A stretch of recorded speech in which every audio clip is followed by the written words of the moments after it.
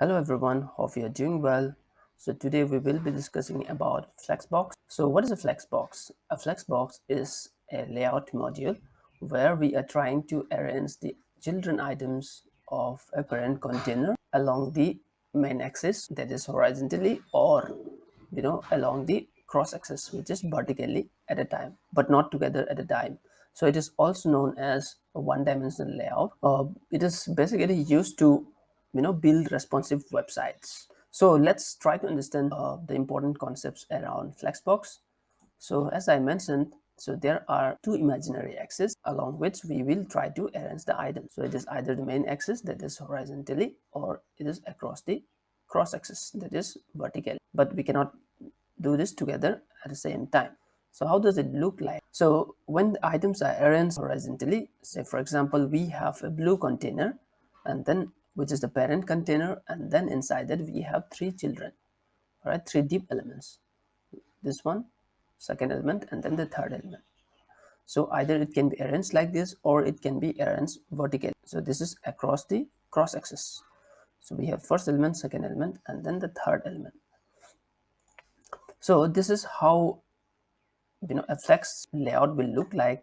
So it should have a parent container or a parent element. So here we are calling it a flex container by the class name, and then inside that we should have the items to be arranged, which are called as the children items or the flex items. Now let's move to the code and see how does it look like. So I have a basic setup of a container. So we have an element called container, and then I have some basic styles applied to it. So I have set the background, and I have set some padding, and then some height of the container.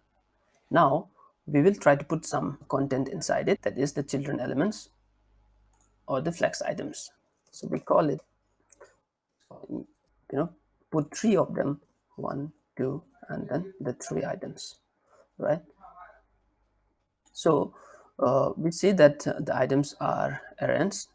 Since it is a block level element, so it is taking the full width. So let me apply some styles on the items as well. So let me apply some background, C353, right? And then let's have some width percent, right? So if I'm not applying the width, then it is taking the full width, right?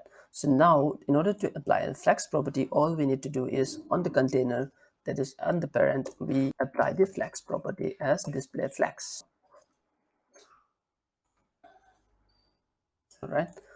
And let's put some cap. A cap is a property with help of which we are going to apply some space among the elements, right? And then let's apply some width, right? So we have successfully applied the flex. So now let's go ahead and then explore some of the properties with flex. The first one is the flex direction. The second one is justify content, and then align items. So what is the flex direction property? So with the help of flex direction, we can either set the direction along the main axis or along the main axis but in a reverse direction, or we can also arrange the items along the cross axis or along the cross axis but in a reverse order, right? So let's see all of them in action. So now so by default the flex direction property has a row. So as you can see, nothing changes because this is the default property. Now we see row reverse. So the items, the direction of the flex will change. So it will start from the right side to the left side, 1, 2, 3, right? So we can also arrange this along the cross axis. So it is column or column reverse, right? Now let's see the second property, which is justify content. So justify content is used to arrange the spaces along the main axis. All right, so it can have the flex start, which is a default property, then flex and center, space between, space around, and then space evenly. So let's try to explore these values one by one.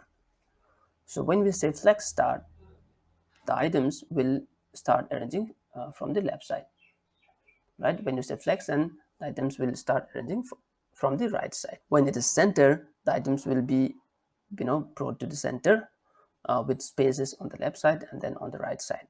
When we say space between, then there will be equal spaces between the flex items. When we say flex space around, there will be equal spaces on the inner side of the items, but the space on the left side of the first item and the space on the right side of the last item will be half of the space which is there in between.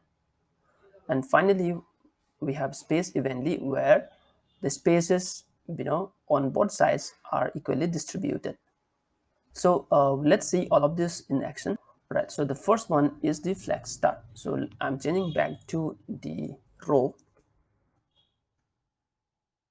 Right, so justify, so these are the properties which is to be applied on the parent or on the container.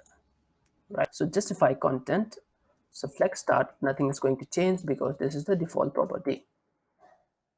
Right, so when we say flex, and so the items are now arranged on the right side. Next we have the center. Items will be arranged at the center, and space between.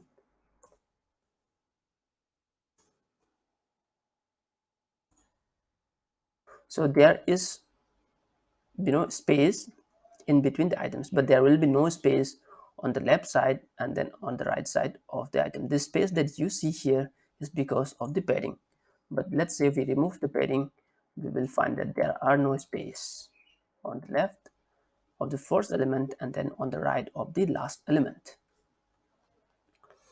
All right, so and finally we have space around.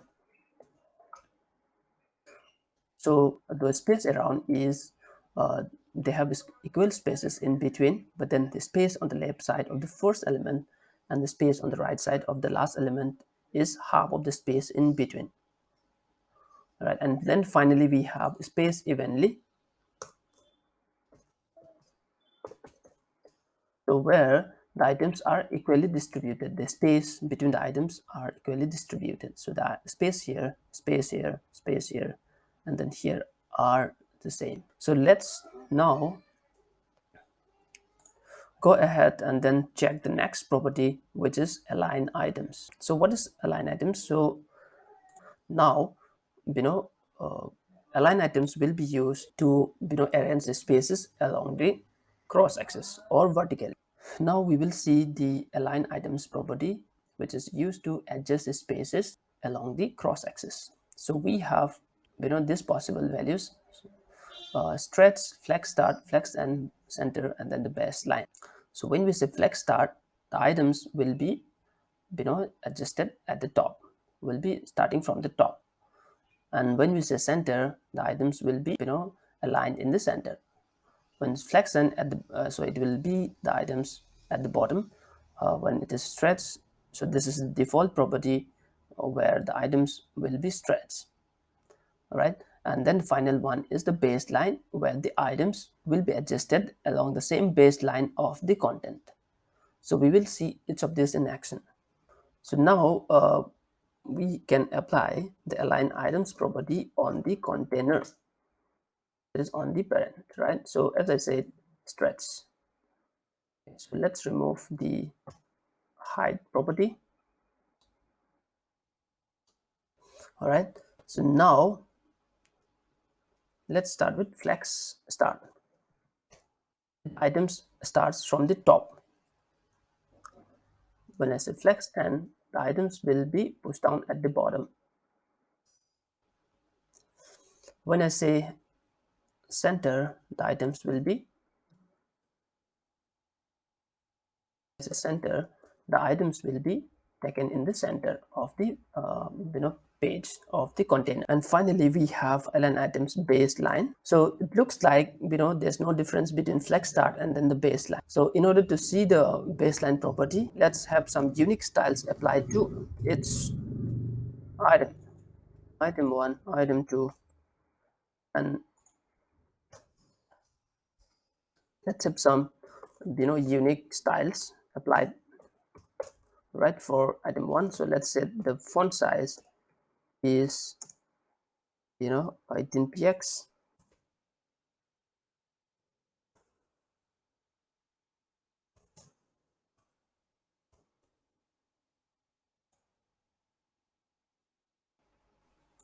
Maybe this is